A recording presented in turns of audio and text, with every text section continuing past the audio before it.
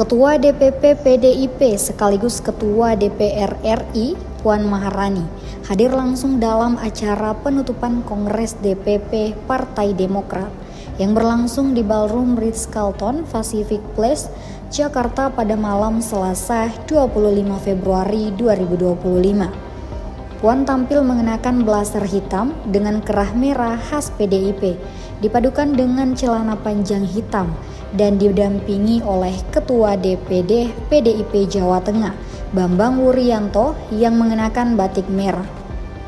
Kehadiran mereka menarik perhatian peserta Kongres 6 Demokrat dengan banyak kader yang menyambut mereka dengan tepuk tangan gemuruh dan balon tepuk tangan berwarna putih biru bertuliskan Demokrat.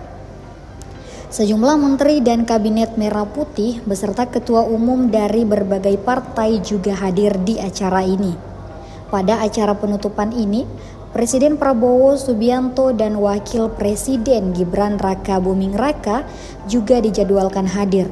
Sebelumnya, Hersaki Mahendra Putra, Kepala Badan Komunikasi Strategis DPP Partai Demokrat, memastikan bahwa Partai PDIP diundang untuk hadir dalam penutupan Kongres 6 Demokrat. Hersaki menegaskan bahwa semua partai politik, baik yang ada di parlemen maupun di luar parlemen, diundang tanpa ada lagi label rivalitas atau pasca pemilu 2024.